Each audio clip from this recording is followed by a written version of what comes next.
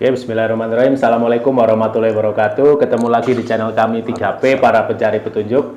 Sekarang kita ada di episode 55, dan judul yang akan kita bahas di episode ini adalah ternyata perbudakan belum punah. Nah, kenapa perbudakan belum punah? Karena image kita kalau budak itu kan seseorang yang dikerangkeng seperti itu, maksudnya di masa lalu itu seperti anjing yang ditarik oleh tuannya. Image-nya budak kan seperti itu. Padahal apakah sebenarnya budak itu pengertian secara harfiahnya seperti itu atau maknanya lebih dalam dari itu? Nah, kita seperti biasa akan membahas dari sudut pandang Al-Quran. Ternyata di Al-Quran itu banyak sekali yang membahas perbudakan.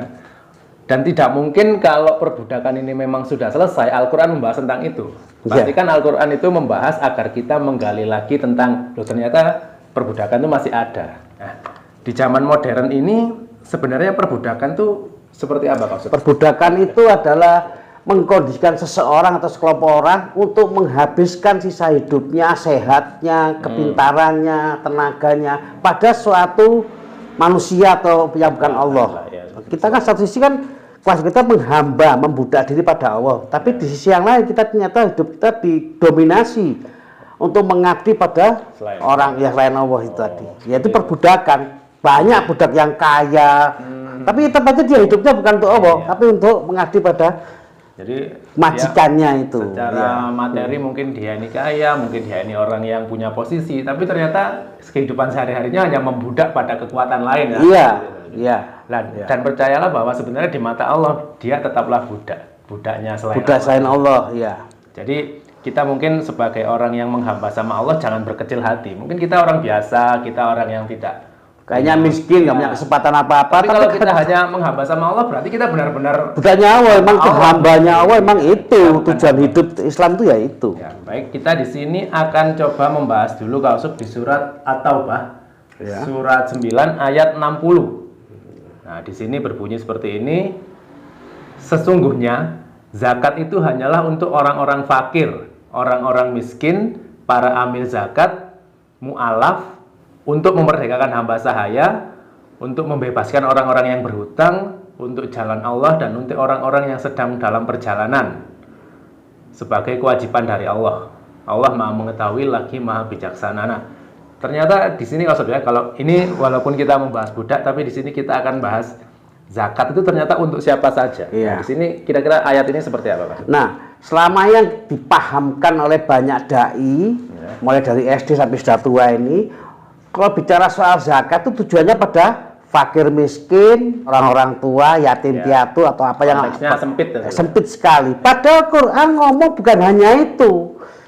Dengan uang zakatmu itu kamu setiap muslim punya kewajiban memberikan 8 golongan ini, termasuk orang yang hidupnya dalam perbudakan walaupun dia kaya. Bagaimana kamu memberikan orang itu dari perbudakan agar dia bisa hidup menghamba pada Allah.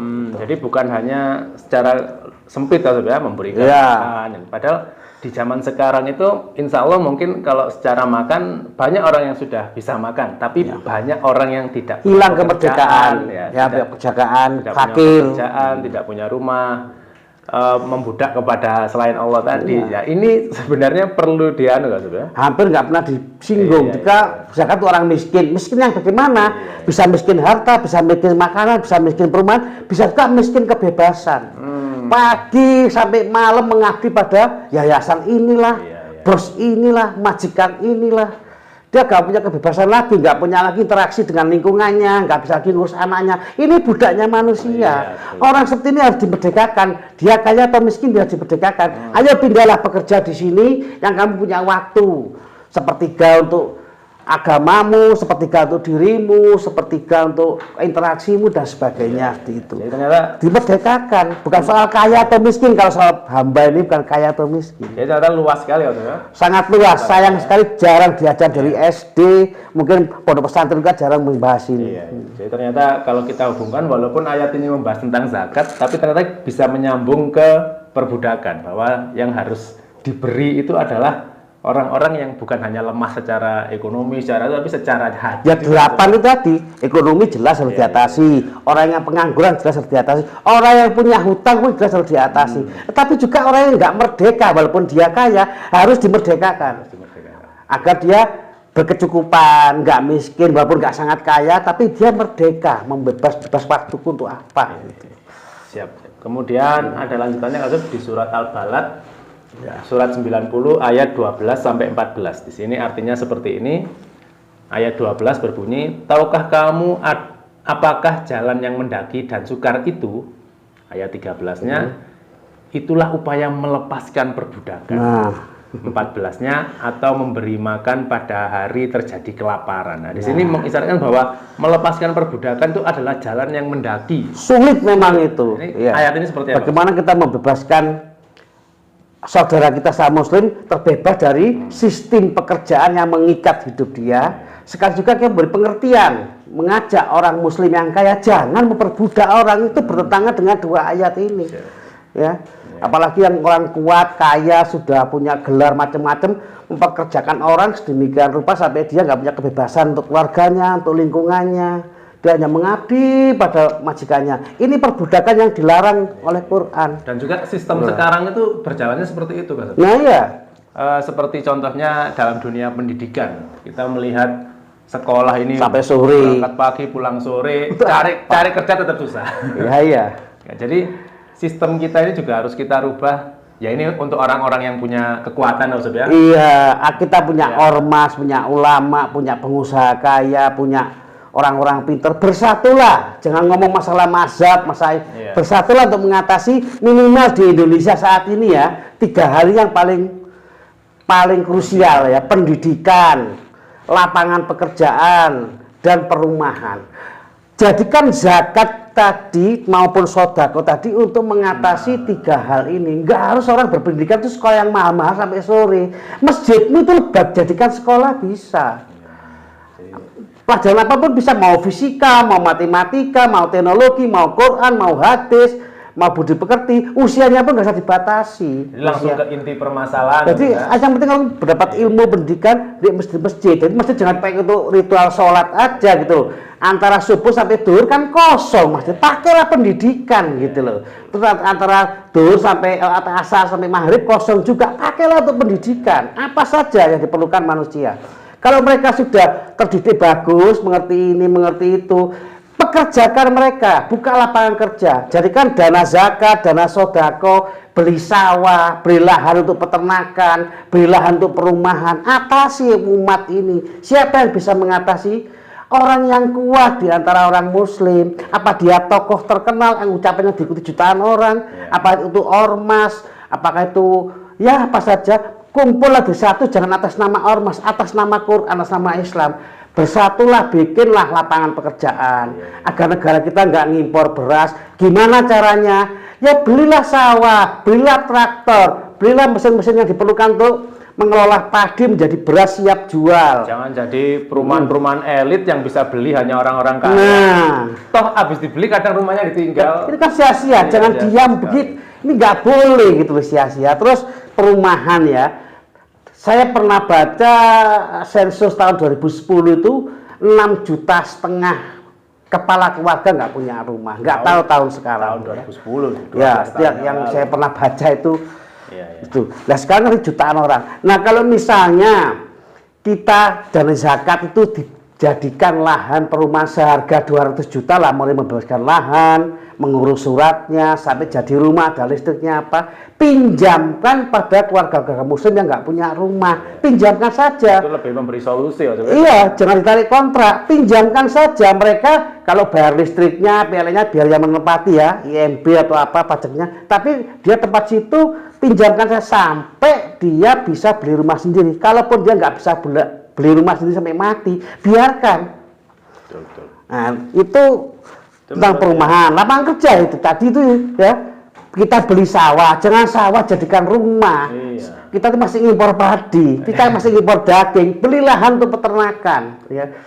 Terus perikanan kita punya lahan yang luas, bikin nelayan apa. Terus kita setiap keluarga butuh minimal ya rata-rata setiap keluarga butuh sepeda motor, bikin pabrik otomotif. Banyak kok kita bisa bikin pabrik otomotif ya. Saat nanti kita punya dana ya bisa bikin pabrik handphone atau sejenisnya. Sajadah aja kita ngipor di negara yang bukan Islam. Padahal Nabi hampir nggak pernah pakai sajadah, kecuali kalau sudah dingin atau kotor baru dia pakai kulit kambing itu ya sajadah. Kalau enggak pakai sajadah sudah. Kita sekarang wajib pakai sajadah dan ngimpor lagi. Itu kan buang-buang duit gitu loh ya. Nah, gak apa-apa kalau bisa bikin pabrik sajadah, pabrik apa, silahkan penuhi semua ini sehingga masyarakat bisa berdiri sendiri. Iya, betul. Ya, gitu. Jadi ini langsung ke inti permasalahan, Mas. Iya. Tidak bertele-tele untuk pembangunan yang katanya tapi hanya dinikmati orang-orang tertentu. Bikin masjid mahal-mahal untuk apa? Iya, Rasulullah itu loh, sampai 4 khalifah yang pertama masjidnya itu loh cuma kayak apa? Iya. Tapi di situ rapat negara di situ, strategi perang di situ, ngobrolin Quran di situ. Kita guru aja sewa hotel untuk ngomong yang nggak perlu bagi duit dari pusat. Apa itu? Itu kan udah jauh itu loh ya. Dan lagi ada contoh yang sangat miris yang sering kita temui bahwa misal ada anak lulus mungkin dari keluarga mampu misalnya, kemudian anaknya kepingin kuliah, padahalnya orang tuanya menjualkan sawahnya, nah bodoh sekali ratusan juta untuk anaknya biar daftar kuliah. Kemudian setelah lulus anak ini juga pasti ngemis daftar ngemis lagi ke pekerjaan. Nah kita Muslim udah kaya mayoritas begini, bikinlah pekerjaan untuk mereka gitu loh ya. Pada uang untuk kita menjadi budak orang lain, mending ya kita pekerjakan tanah kita bikin supermarket sendiri, pasar sendiri, rumahnya untuk mereka nggak punya rumah, bikin untuk anak yatim sendiri. Kalau anak yatim udah dewasa bisa kita pekerjakan lagi, kita didik di masjid dengan pelajaran-pelajaran diperlukan, orang pun bisa datang siapa saja di situ. Miris sekali memang, punya tanah yang harusnya dimanfaatkan malah dijual untuk menjadi budak, pekerja asing, kerjanya dari pagi sampai sore, sampai selesai tenaganya dia umur 50 atau 60 udah nggak punya tenaga, pensiun, hidupnya hanya mengaji bukan pada Allah, pada dunia. Iya. Tragisnya banyak orang Islam yang kaya-kaya jadi kayak gitu juga, merasa modern kalau udah jadi majikan para budak. Apa atas nama yayasan ini, atas nama perusahaan itu punya orang Islam tapi yang memperbudak orang. Ini menentang minimal 2 ayat. Tadi dikatakan berilah makan pada hari kelaparan. Makan di sini artinya itu kebutuhan hidup. Jangan diartikan makan itu cuma nasi kotak. Bagus ya, tiap Jumat kita bagi. Saya gembira sekali itu ya. Tahun-tahun terakhir ini kita tiap Jumat bagi-bagi nasi Ramadan itu bagus. Tapi tingkatkan, jangan berhenti di sini. Makan itu artinya kebutuhan hidup, rumah, pekerjaan, pendidikan.